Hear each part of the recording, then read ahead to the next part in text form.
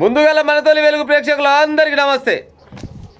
జర్ర ఈ వీడియోని వినే ప్రయత్నం చేయరి, అర్థం చేసుకునే ప్రయత్నం చేయరి, అంతేగాని అపార్థం చేసుకొని నా మీద గుండ్రాలు ఎత్తేయకూరి. ఫస్ట్ అయితే ఇనై తినూరి. రథయాత్రలో విషాదం. నిన్న ఉట్ల పండుగ అయింది కదా, దేశం మొత్తం బరాబర్గా బ్రహ్మాండంగా జరుపుకురు. ఉట్ల పండుగ అయింది. ఆ ఉట్ల పండుగ కానంట ఇక దేవిని ఊరేగించే కార్యక్రమంలో ఇనుపరాడు తలిగి పైన ఇది మన మెయిన్ వైర్లో తలిగిందంట. 5 చనిపోయారంట. ఏకంగా 5 చనిపోయారు. 5 చనిపోతే ఇక మందలిస్తందుకు వచ్చిర్రు. ఓలోలు చెప్తా. రథయాత్రలో విషాదం. కృష్ణాష్టమి సందర్భంగా చేపట్టిన యాత్రలో ఇనుపరథానికి తగిలిన కరెంటు వైరు, 5 మృతి, 4 గాయాలు. హైదరాబాద్లో రావంతపూర్లో ఘటన. క్షతగాతుల్లో కేంద్ర మంత్రి కిషన్ రెడ్డి గన్మేన్ కూడా ఉన్నాడు. మృతుల కుటుంబాలకు మంత్రి శ్రీధర్ బాబు పరామర్శ 5 లక్షల చొప్పున ఏదో ఇవ్వాలని నిర్ణయించుకున్నారంటే. ఆడికి పోతాళ్ళు ఇక గుమ్మాయ జక్కాయ చాలా మంది పోతారు లీడర్లు. వీళ్ళు పోయింది ఆ చనిపోయిన వాళ్ళు అయ్యో ఎట చచ్చిపోయారని పోతాళ్ళకంటే షోపు టప్పుగాళ్ళు ఎక్కువ పోతుంటారు. అది అందరికీ శవాల మీద రాజకీయాలు చేసే వాళ్ళు చాలా మంది ఉంటారు. అవునా కాదు? అందుకోసం ముందుగా నేను చెప్పిన జర అర్థం చేసుకునే ప్రయత్నం చేయరని. ఇప్పుడు కొంతమంది మృతుల కుటుంబాలకు 5 లక్షలు కాదు 50 లక్షలు ఇవ్వాలి, ఇంటికి ఒక ఉద్యోగం ఇవ్వాలి అని డిమాండ్ చేస్తున్నారు. 50 కాదు 1 కోటి అడుగురు నష్టం లేదు. ఇంటికి ఒక ఉద్యోగం కాదు 2 ఉద్యోగాలు అడుగురు నష్టం లేదు. కానీ ఇప్పుడు దేవుని పండుగకు పోయినాం. దేవుని పండుగకు పోయినప్పుడు ఆడ కొద్దిగా జాగ్రత్తగా చూసుకోవాలి కదా. ఆడ నిర్వహిస్తులైనా లేకపోతే పైన వైర్లు ఉన్నా కానీ కరెంటు అయినా ఎవరైనా చూసుకోవాలి కదా. ఇప్పుడు 1 కోటి రూపాయలు ఇచ్చినా కానీ చచ్చిపోయిన వాళ్ళు అయితే రాదు కదా. చచ్చిపోయిన వాళ్ళ ఇంటి వాళ్ళ గోస అయితే ఎవరికైతే ముట్టదు కదా. అవునా కాదా? ఇప్పుడు పండుగ అనగానే యమధర్మరాజు అక్కడక్కడనే తిరుగుతుంటాడు. అది ఏ పండుగనే కావచ్చు. ఇప్పుడు గణపతి పండుగ వచ్చింది. గణపతి పండుగ రాగానే ఇగో అనేది బండ్లగూడలనట. బండ్లగూడల గణపతిని ట్రాక్టర్ మీద చేస్తున్నాగానే పైన వైర్లు తగిలినాయట. వైరు తలగానే ఆడ 2 మనుషులు చచ్చిపోయారు. అట్నే బండ్లగూడ దాటినాక మళ్ళీ అంబర్పేటలో రామ్ చరణ్ అనే వ్యక్తి ఆయన ఏదో కరెంటు వైర్లు సైడ్ కంటుంటే ఆయన కరెంట్ షాట్ కొట్టి ఆయన చచ్చిపోయాడు. పైన వాళ్ళ 5 వీళ్ళు 3 ఎంత 8 మంది ఆయన చెప్పురిగా. ఇంట్లో ఇప్పుడు తప్పు ఏది కరెంటు ఉన్నది అనుకుందాం, కానీ చచ్చిపోయింది అయితే అమాయక ప్రజలే కదా. పాపం దోస్తులు అంటారు. ఏది ఉట్ల పండుగ నాడు పోయిన వాళ్ళు దోస్తులు. ఆయన అక్కడ ఉన్నాయని జరపాటి లీడర్ ఉన్నట్టుంది. మేము పండుగ బ్రహ్మాండంగా చేస్తాం జర్రా అంటే చూస్తందుకు పోయిన పాపానికి ఉత్త పుణ్యానికి చచ్చిపోయారు. ఇవాళ కొంతమంది స్వార్థ రాజకీయ నాయకులు ఏం చేస్తారంటే, అపోజిషన్ పార్టీలు ఏం చేస్తారంటే అధికారుల మీద వేస్తారు. అధికార పార్టీలు ఏం చేస్తారంటే అటు ఇటు చేసి కరెంటు వాళ్ళ మీద వేస్తారు.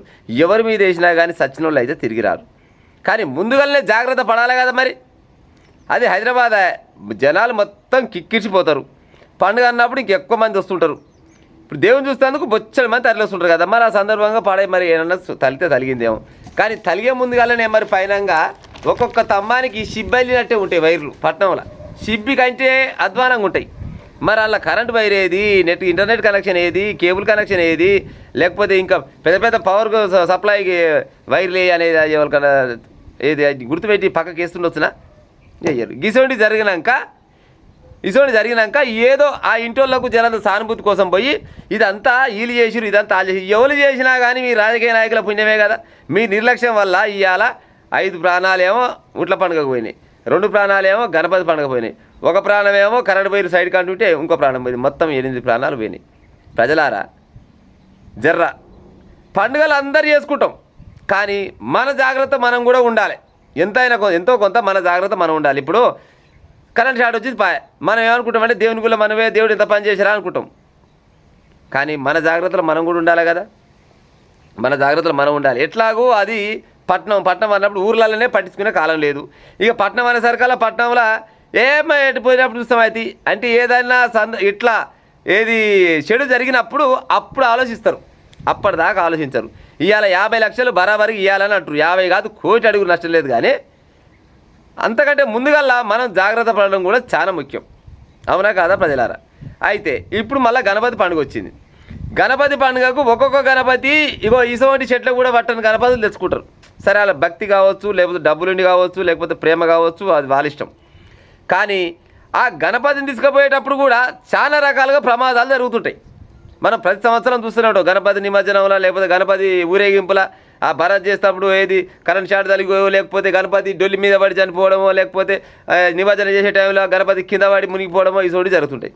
దయచేసి యువకులారా, పండుగ అనేది ప్రతి సంవత్సరం వస్తుంది. దేవుడు అనునిత్యం ప్రతిరోజు పూజించుకోవచ్చు.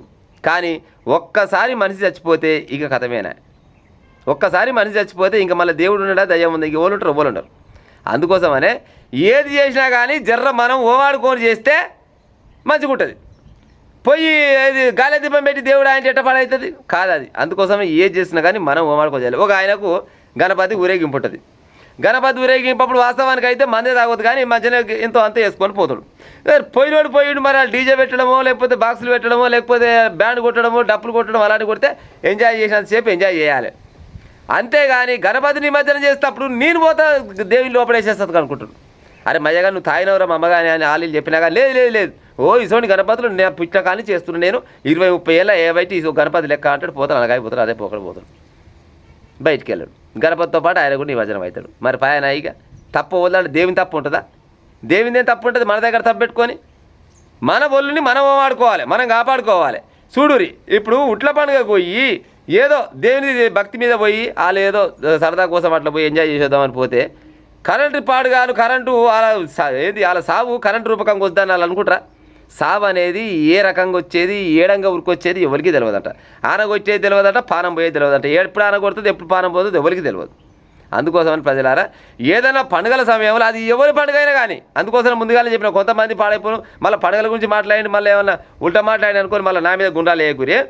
ఏ పండుగ అయినా ఏ మతం వల్ల పండుగ అయినా కానీ పండుగ సమయంలో అంట జరంతా ఏమంటారు అశుభం అనేది మన చుట్టే తిరుగుతుంటుందంట. అందుకోసమనే కొద్దిగా జాగ్రత్త పడి పండుగలు చేసుకొని దేవుడు ప్రతి సంవత్సరం పండుగ చేసుకుంటాం, ప్రతిరోజు చేసుకుంటాం, కానీ ఒకసారి మనం కథం అయితే మళ్ళీ పండుగ చేయలేం. అందుకోసమే దయచేసి భక్తులే అని కాదు ఎవరైనా కానీ పండుగల కాడ చాలా జాగ్రత్తగా ఉండి మన ఆరోగ్యాన్ని మన పానాన్ని మనం కాపాడుకుంటే ఎల్లకాలం పండుగ చేసుకునే ఆలోచన అయితే ఉంటుంది. అవునా కాదా ప్రజలారా? నేను చెప్పిన ముచ్చట్లు ఏమన్నా అక్కడక్కడ ఏమన్నా మిస్టేక్ అయితే ఇక ఉంటా మరి.